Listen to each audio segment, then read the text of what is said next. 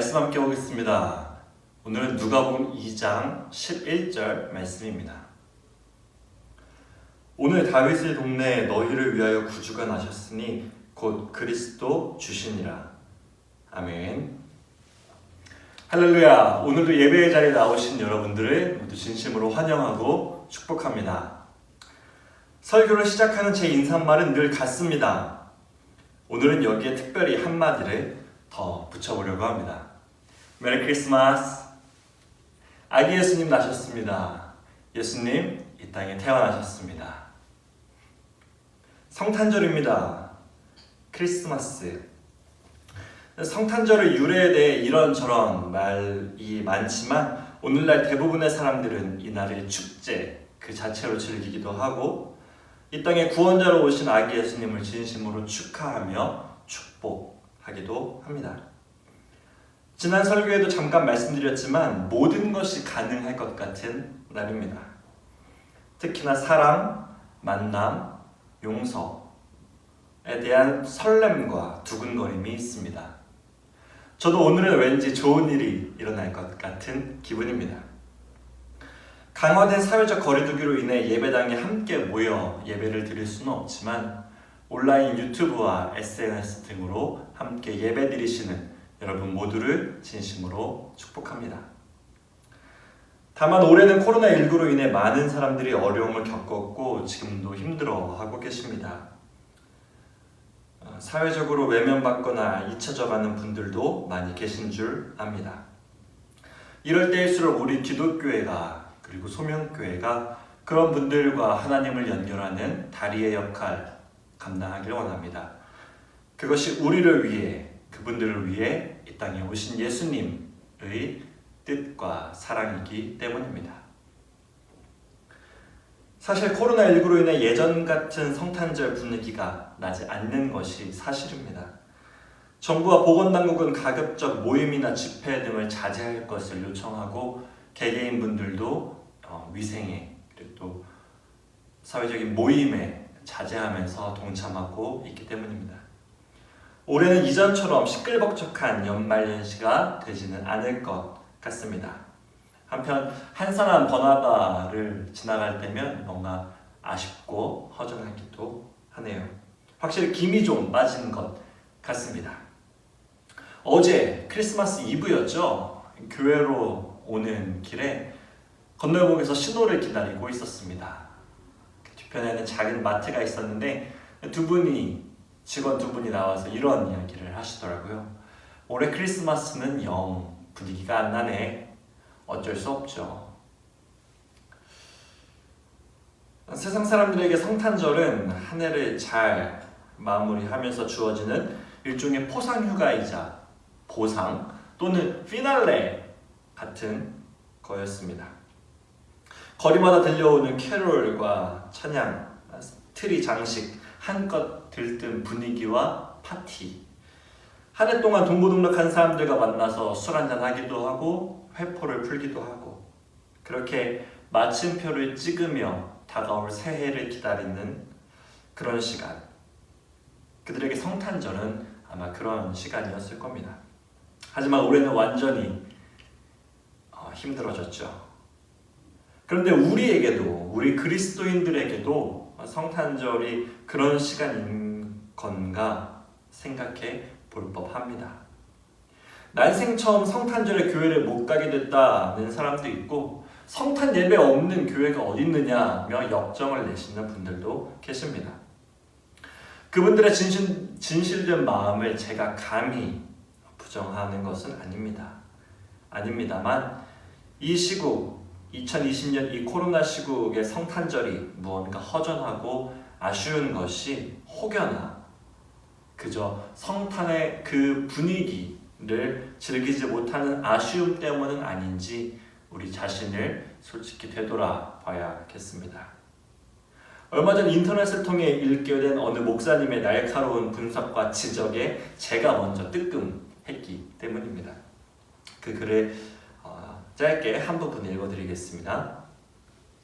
주님의 탄생하심을 기다리며 사람들은 코로나 때문에 거리도, 사람들의 심리적인 마음도 성탄절을 느낄 수 없게 만든다고 하지만 그 말의 한켠에는 성탄절이 소비와 만남에서 즐거움을 찾는 날이었다는 것을 슬며시 드러내는 것일 수 있습니다. 소비와 만남에서 즐거움을 찾는다. 아직 부족한 저만 그런 거겠죠? 저부터 더 기도하고 말씀에 집중해서 성탄의 본질에 다가가야겠습니다. 여러분들도 함께 기도해 주시길 바랍니다.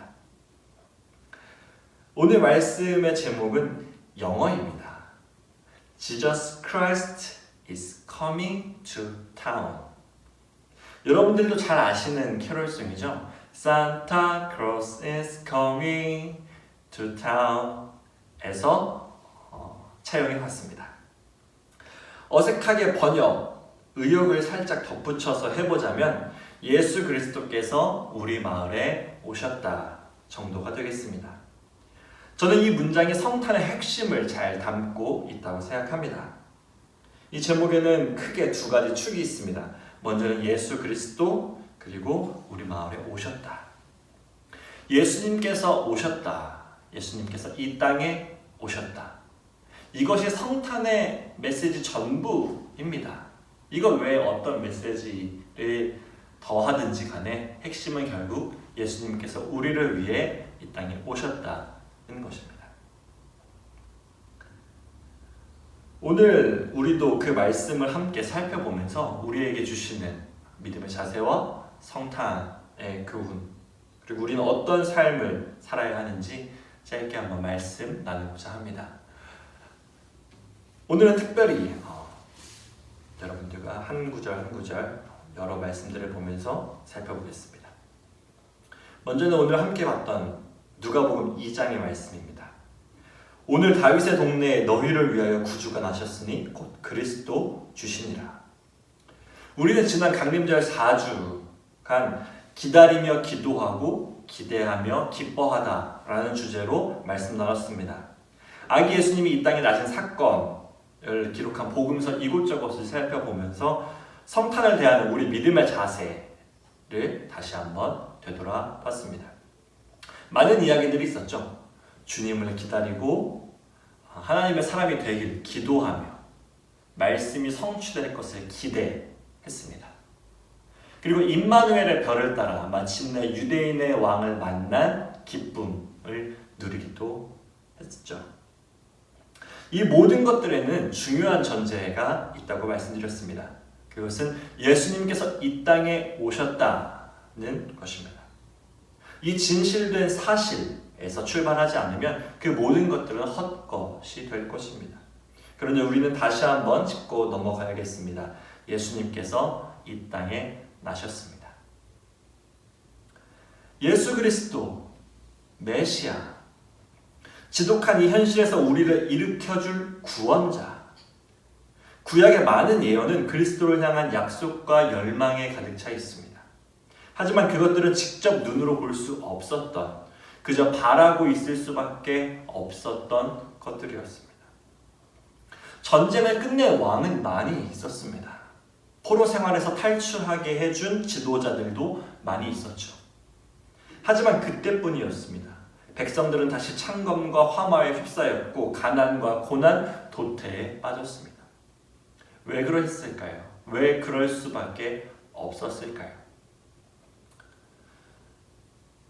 그것은 인간이 가진 근본적인 문제를 해결해 주지 못하기 때문입니다.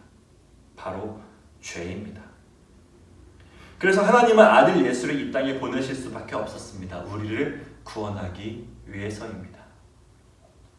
하나님이 세상을 이처럼 사랑하사 독생자를 주셨으니 이는 그를 믿는 자마다 멸망하지 않고 영생을 얻게 하려 하심이라. 구원의 사전적 의미는 단순합니다. 어려움이나 위험에 빠진 사람을 돕거나 구하여 주다. 가난한 사람에게 경제적인 도움을 준다거나 물에 빠진 사람을 건져 올려내주는 것. 사전적인 의미로는 구원이라고 할 수 있겠습니다. 말 그대로 한 생명을 살려준 고귀한 행동들입니다. 하지만 그것으로 정말 살 수 있나요? 돈이 많아지고 건강에 대한 위협이 없어지면 100번 양보해서 사랑하는 사람과 이 땅에서 무병장수하며 부귀영화를 누리다가 행복하게 잘 살았다고 한다면 우리는 그것으로 생명에 닿았다라고 말할 수 있겠습니까? 적어도 기독교에서는 아닙니다. 인간은 언젠가 죽음을 마주하게 되고 성경은 죄에 매인 죽음 끝에 하나님의 영광, 영원한 생명에 이를 수 없다고 말하기 때문입니다. 모든 사람이 죄를 범하였음에 하나님의 영광에 이르지 못하더니 그래서 결국 인간은 살아도 죽을 수밖에 없고 죽어서도 죽음에 갇히게 됩니다. 하지만 하나님께서는 결코 우리를 포기하지 않으시죠. 하나님은 우리가 멸망하지 않게 하시려고 우리가 영원한 생명을 얻게 하시려고 자신의 아들을 내어주셨습니다. 그를 통해 죄로 죽었던 우리를 살려주신 것입니다. 그는 허물과 죄로 죽었던 너희를 살리셨도다. 사도 바울의 이야기입니다. 이 모든 것은 은혜입니다. 성탄절의 기분을 내보자면 어린아이를 위해 부모가 사랑으로 준비한 선물, 사랑으로 전해준 크리스마스 선물인 것입니다. 그러면서 사도 바울은 이어서 말합니다. 너희는 그 은혜에 의하여 믿음으로 말미암아 구원을 받았으니 이것은 너희에게 난 것이 아니요 하나님의 선물이라.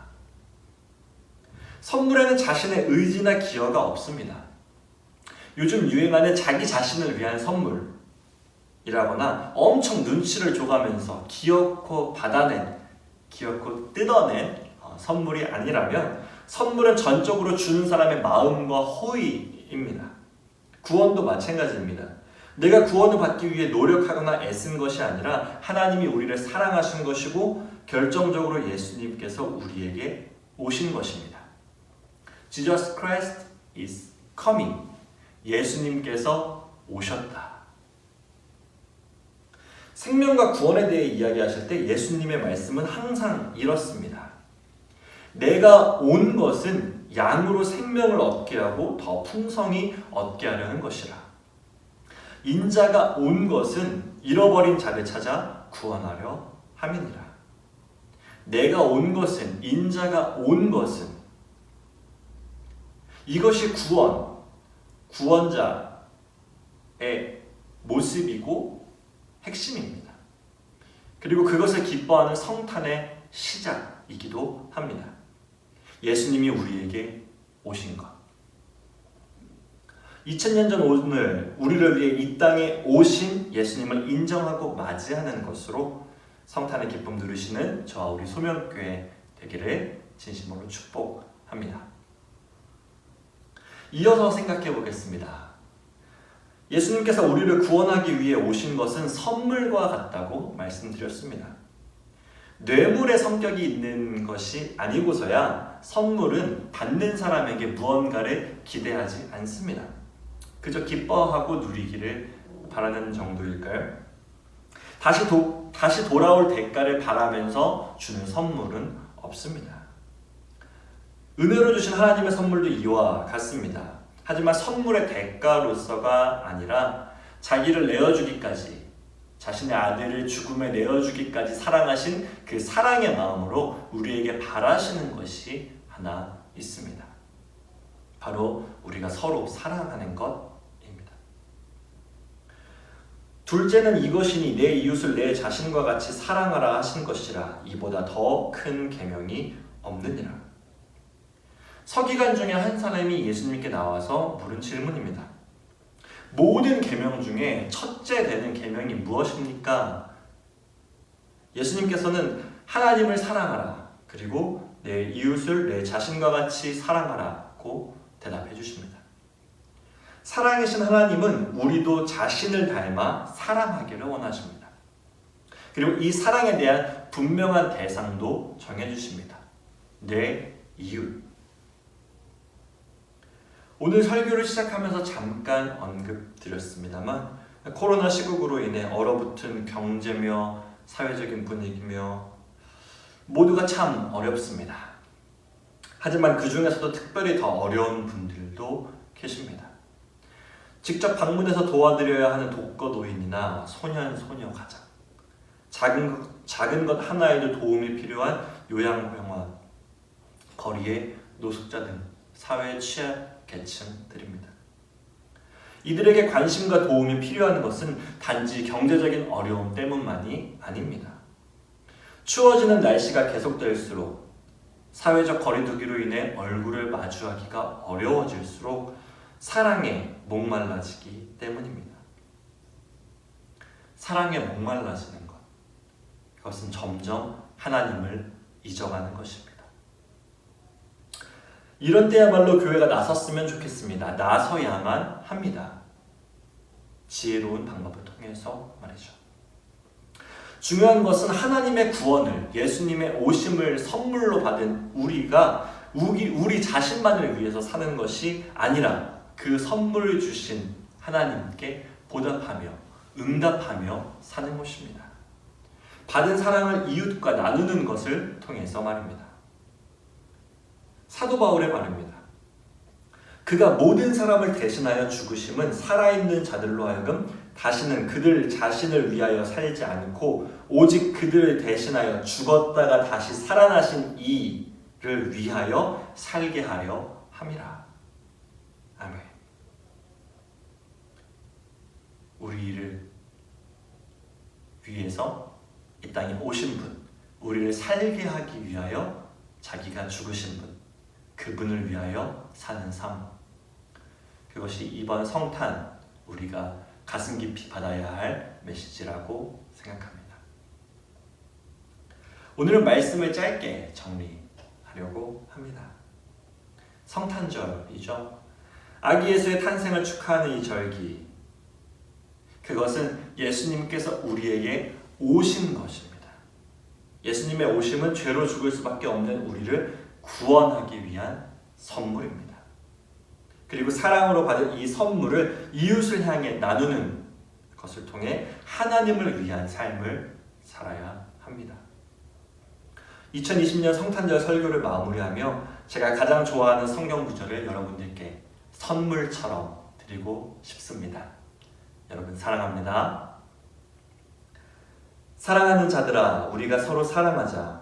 사랑은 하나님께 속하는 것이니 사랑하는 자마다 하나님으로부터 나서 하나님을 알고 사랑하지 아니하는 자는 하나님을 알지 못하나니 이는 하나님은 사랑이심이라. 아멘. 기도하겠습니다.